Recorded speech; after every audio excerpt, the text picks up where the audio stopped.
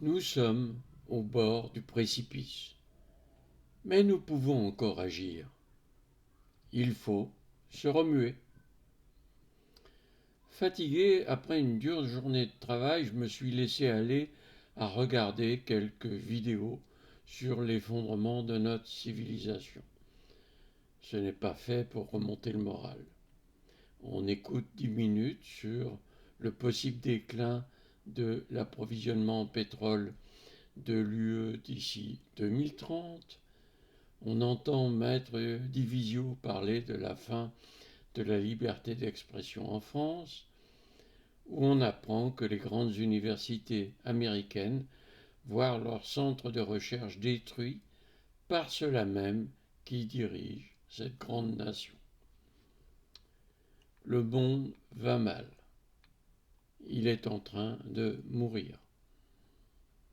Non, pas le monde lui-même, il en a vu d'autres, mais ce que nous appelons notre civilisation, ce que les dernières colonies de fourmis doivent voir comme les grands destructeurs, est en train de s'effondrer sous nos yeux. Je vois beaucoup de personnes parler très intelligemment de notre situation et de notre futur. Mais il y a une chose étrange. Leur analyse s'arrête toujours sur ce constat, sur cette fin tragique annoncée. Où sont les solutions? Où sont les alternatives? Suis-je le seul à penser qu'un autre avenir est possible?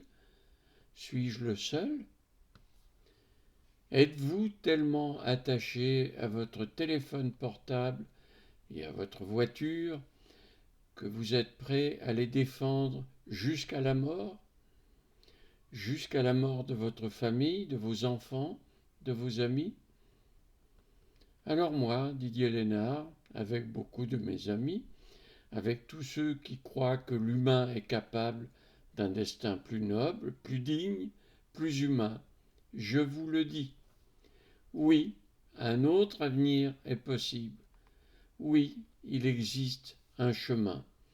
Oui, il faut juste un peu de courage pour le chercher. Ce n'est pas une utopie. Ce n'est pas un fantasme de survivaliste. Ce n'est pas un rêve éveillé. C'est un travail, une vision fondée sur des faits, sur des réalités physiques, biologiques, humaines. C'est un projet concret, détaillé, qui a nécessité plus de 20 ans de réflexion et d'expérimentation.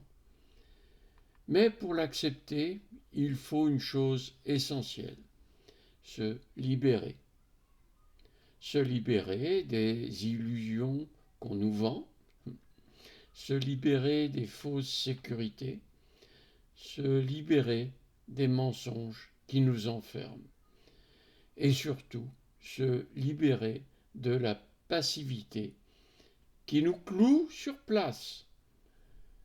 Nous avons construit une solution, nous les fermes de la vie. Nous vous la mettons sous les yeux, sur un plateau. Vous pouvez l'analyser, la critiquer, la sous-peser sous tous les angles.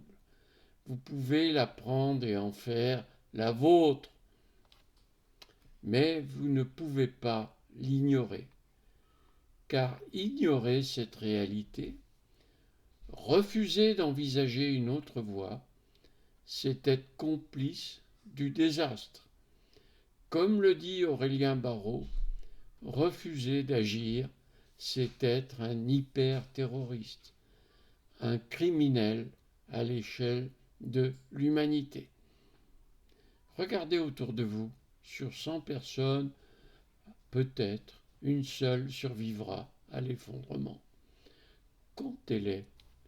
Qui survivra parmi vous? Votre famille, vos enfants, auront-ils de l'eau potable, de quoi manger, de quoi se soigner? Ou tomberont-ils sous les coups des plus désespérés, ceux qui tueront pour un morceau de pain? Nous avons une réponse. Elle ne promet pas un monde parfait.